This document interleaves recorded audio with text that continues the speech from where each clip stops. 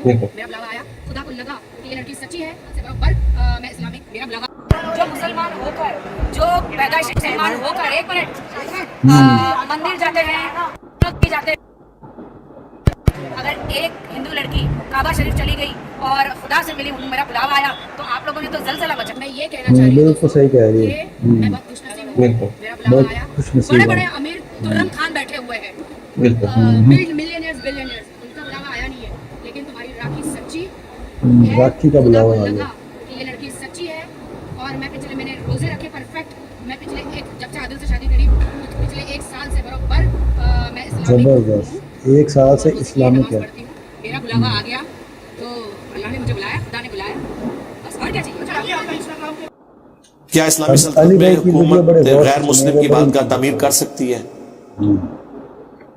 यार ये अरब की सरजमीन का जो आपने हवाला दिया वहां तो नहीं होनी चाहिए, बाकी तो कहीं पे कर सकते। ज़ाहिर है जब शहरी हैं तो वो टैक्सेस तो वो भी दे रहे हैं ना, जिजिया की शक्ल में आप कह लें या टैक्स की शक्ल में, तो वो इसमें तो कोई मसला नहीं है। और मैं तो बिल्कुल खिलाफ हूँ ये जो कुछ अफगानिस्तान में उन्होंने किया, और उनकी वो जो बुद्धिस्ट की मजहबी जगह थी उनको तोड़ा और वो बुद्धा के मुजस्मे को तोड़ा, ये तो कहीं इस्लाम में हुक्म नहीं है यार। अरब की मिसाल आप क्यों देते हैं? अरब की मिसाल तो वो तो मुसलमानों का कंटोनमेंट एरिया है, वहां तो कोई बुत नहीं हो सकता। लेकिन जब हम ये कहते हैं कि तमाम मज़ाहब को आज़ादी है कि वो अपने उस गिवन सर्कमस्टांसेस में अपने दीन के मुताबिक जिंदगी गुजारेंगे, क्या हजरत उमर फारूक रज़ी अल्लाह तआला ने यरूशलेम फतह होने के बाद वहां के कलीसा खत्म कर दिए थे? बिल्कुल नहीं, उनको भी जब, बल्कि वहां तो उन्होंने नमाज नहीं पढ़ी कि कई मुसलमान जो है यहाँ पे उन्होंने अलग से नमाज पढ़ी, फिर मस्जिद अक्सा बाद में उसकी तोसी और वो सारा मामला हुआ। इस तरह तो नहीं होगा। इजाजत आप देंगे, सबको राइट है दुनिया में हर मजहब के मानने वाले को कि अपने मुताबिक, हाँ मुसलमानों का एक कंटोनमेंट एरिया है वो मक्का मदीना और हरम की सरजमीन, अरब की सरजमीन वो अल्लाह ने अपने लिए खास कर ली, बाकी जगह के तो कोई मसला नहीं है, मामला चलेंगे, उनको भी इजाजत है वो करें। इवन आप देखें ये आया सूफिया उन्होंने खोला है, नबी इस्लाम की पैदाइश से 35 साल पहले का बना हुआ है ये, जो इस्तांबुल में है। सही। तो अभी भी जीसस क्राइस्ट के मुजस्मे लगे हुए हैं, नमाज हो रही है लेकिन नमाज के वक्त वो पर्दे सामने लगा लेते हैं, नमाज पढ़ते हैं उसके बाद वो खोल देते हैं। सही हो गया, बिल्कुल ठीक है। और लोग कह रहे हैं मस्जिद बना लो। यार ये किस आयत और हदीस में आया है कि आपने ईसाइयों के गिरजे गिरा के तो वहां मस्जिद बनानी है? मस्जिद बनानी, बिल्कुल सही बात, उत्थे ही बनानी है मस्जिद, और जगह थोड़ी है।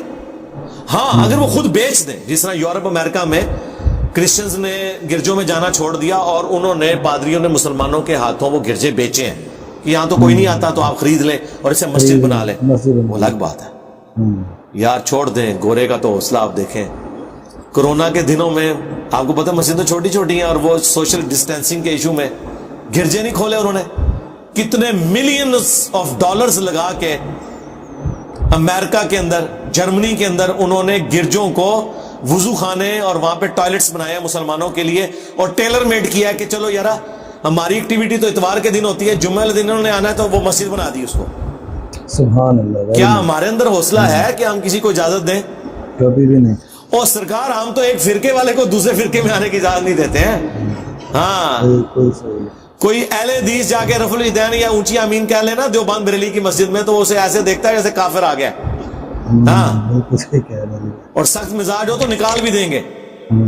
हाँ और कोई अहले हदीस की मस्जिद में नमाज के बाद ला इलाहा इल्लल्लाह ऊंचा पढ़ना शुरू कर दो, देखो तुम करते कहने। बिल्कुल सही। इतना कीड़ी जितना दिल है छड़ दो, गल्ला कर दो, जन्नत ही फिर भी तुझी जाना है। ऑनलाइन काम की वजह से रात लेट सोना पड़ता है, तो क्या फजर की नमाज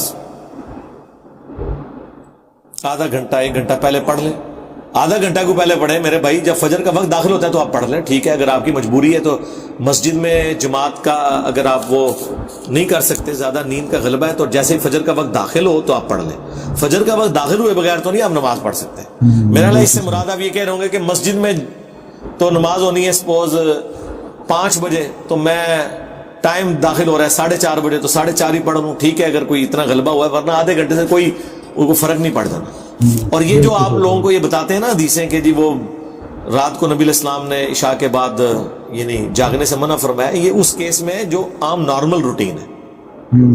لیکن جب Normal routine. روٹین نارمل نہیں ہے, جن بندوں کی رات کی جابز ہیں, جس طرح آن لائن کام کرنے والے, ان کا تو رات کو دن چڑھتا ہے نا, ان کے اوپر یہ چیزیں اپلائی نہیں ہوتی.